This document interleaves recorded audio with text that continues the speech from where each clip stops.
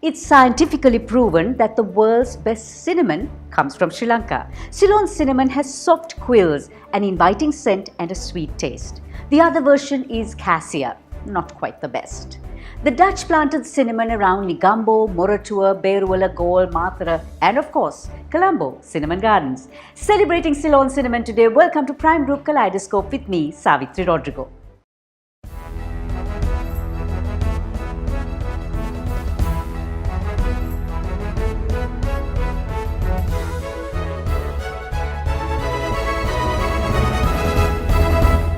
You can watch Kaleidoscope with Savitri Rodrigo on YouTube, Instagram, Facebook and LinkedIn. Your dose of good news today has the British Academy's Book Prize winner, an inventor with a global first, saving today for tomorrow and the Facing Maha inspiration, plus loads more. Welcome to 88 Residence Kathadua. Invest just 3 million and own your dream home. Pay 25% in 2.5 years, 55% at the handover with zero interest. Prices starting from 14.5 million. 0710 888 444. 88 Residence Prime Group. And now a quick look at the week that was on Snapshot. The Central Bank of Sri Lanka estimates that COVID-hit businesses in Sri Lanka received support of over 4 trillion rupees from the financial sector. Sri Lanka's foreign reserves dipped to $2.3 billion at end October, a further decrease from September's $2.7 billion. Commercial banks gave only 29.1 billion rupees in fresh credit to the private sector in September. Sri Lanka's Dr. Vajira Chitrasena and Professor Indra Dasanayake were conferred India's highest civilian honour, the Padma Shri Award for Distinguished Service to Society. Queen Elizabeth turned down the Oldie of the Year award, saying she did not meet the criteria. And an 87-year-old from Sri Lanka became the oldest at York University to get her master's. Mamma Mia legends ABBA will release Voyage, their first album in 40 years.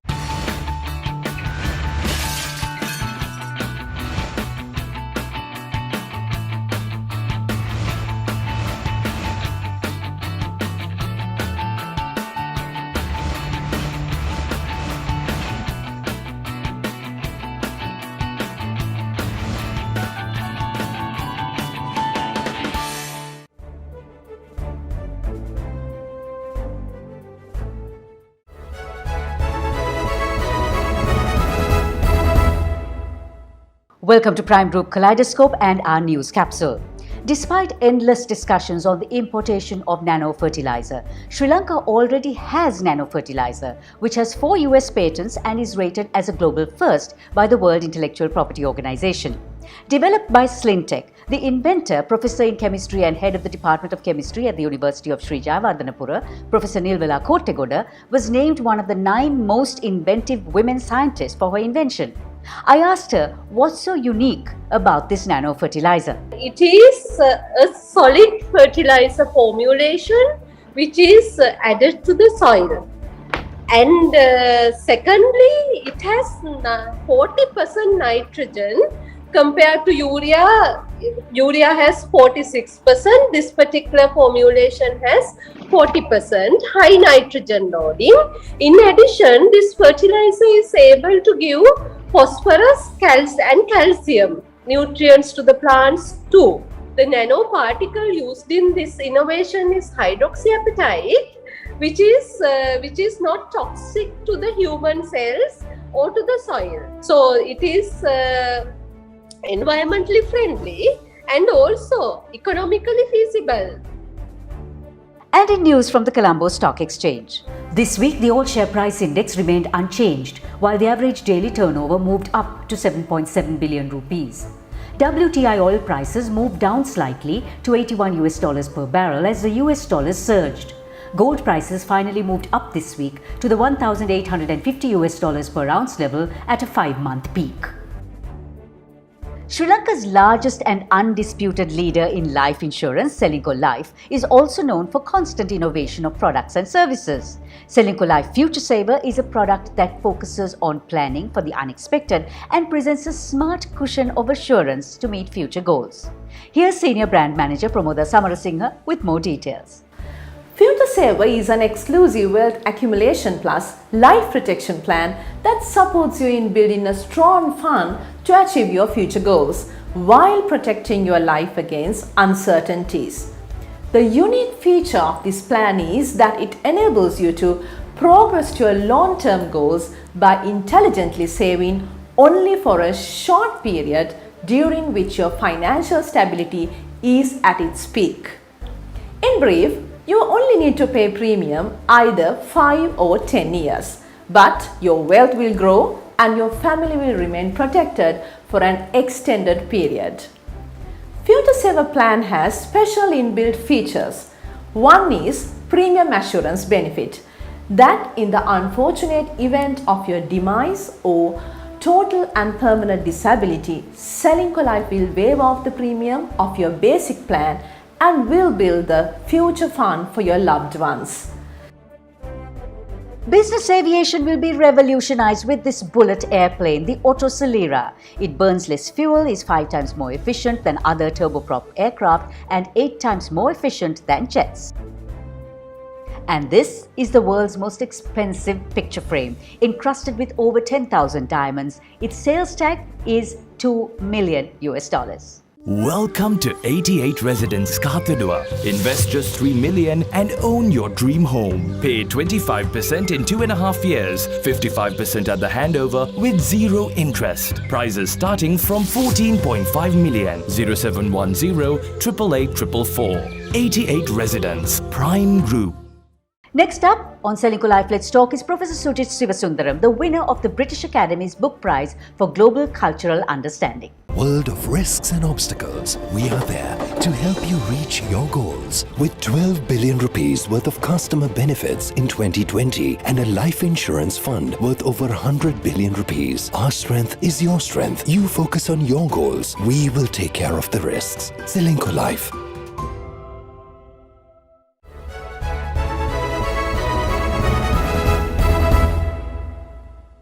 Born and educated in Sri Lanka, now living in London, Professor Sujit Sivasundaram won the British Academy Book Prize for Global Cultural Understanding 2021 for his book Waves Across the South, A New History of Revolution and Empire. This book has also been shortlisted for the English Penn Heseltine Prize. A multi-award-winning Cambridge scholar, Sujit is a professor of world history at Cambridge and fellow in history at Gonville and Caius College. He has authored numerous books, with his last book being Islanded, Britain, Sri Lanka and the Bounds of an Indian Ocean Colony. I'm delighted to announce that the winner of the 2021 British Academy Book Prize for Global Cultural Understanding is Waves Across the South, A New History of Revolution and Empire by Sujit Sivasundaram. Thank you so very much to the jurors and to everyone at the British Academy. Congratulations, Sujit, and this is truly a remarkable honor also for me to have you on the show. When jury chair Professor Patrick Wright, FBA, announced the winner, what actually went through your mind? Oh, I was very surprised, of course, when he rang me up. And over the last few weeks, I have been reading the other books that were shortlisted next to mine. And so, in fact, in my own head, had already awarded the prize to some of the other books, which I had read because I really loved them. And so it was a real shock to hear that I had won this prize. So you disliked history while at school. I mean, you went to Cambridge on scholarship to study engineering, but switched to history.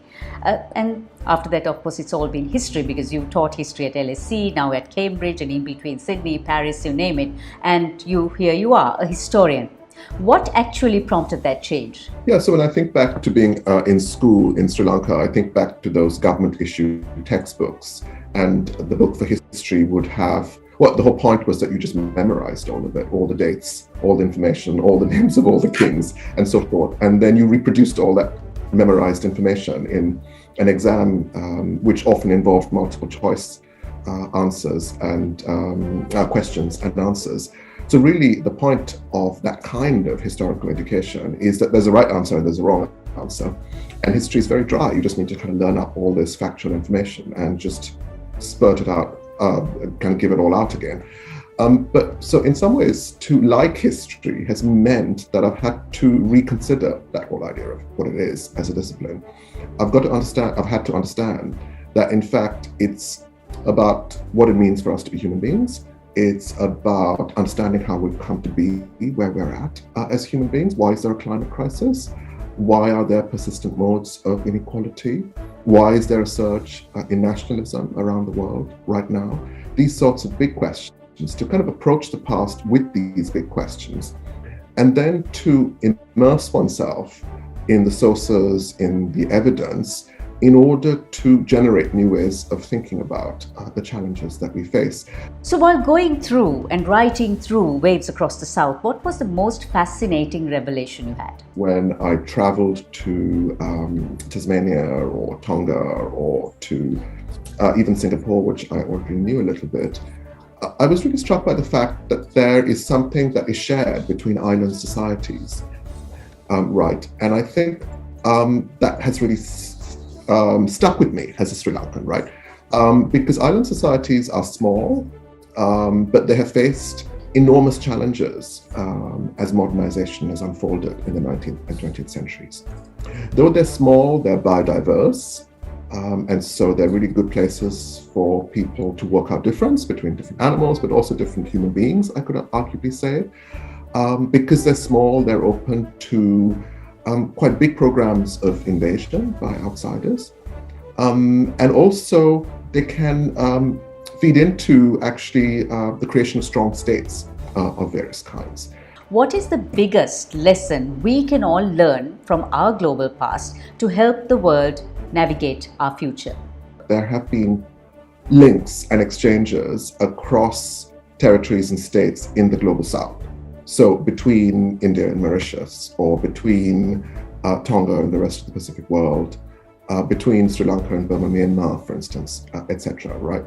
And so building on that, I think one of the lessons is that if there are modes of exchange and solidarity in the global south between smaller states, it may be possible to find a different way forward with some of the challenges that we face, like the climate crisis. We might be able to think about sustainability in a very different way if we go beyond the solutions of the global north, and if we actually work together, not as states which necessarily have a narrow national vision, but actually as states which sort of want to sort of work together across the space of the Indian Ocean and the Pacific Ocean. Being a little nostalgic about Sri Lanka, Sujit promises that his next quest will surely be a book on Sri Lanka. That was the winner of the British Academy's Book Prize for Global Cultural Understanding 2021, Professor Sujit Sivasundaram.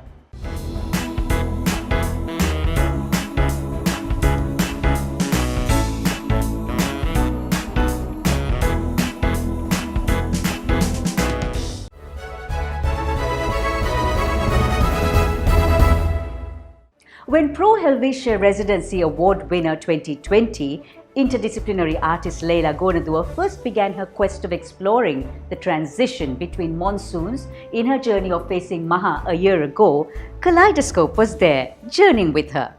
Her discoveries have been revealing, reflective, emotive and intriguing, as was seen in the fascinating collection showcased at Barefoot recently. I caught up with her as she vacationed in the freezing cold of Kathmandu. Hello Leila, and looking at this amazing collection, what was your biggest challenge in facing Maha? Challenge was the mental fatigue that set in. Moving from place to place, and you're not just passing through, you are actually settling down. And there were times that I wanted to settle down seamlessly, and there were times that I didn't want to, and there were times that I had to. And what inspired you most? The countless number of people who've done it before me and who are doing it right now for reasons that are far greater than mine. And this whole idea of home, it has ceased to have any meaning for me in its tangibility. And my quest and my trying to understand this concept of home has definitely augmented this whole process of facing Maha. Do stay safe. We'll be back next week. Here's our Kaleidoscope takeaway. A person has two hands, one for helping himself and the other for helping others.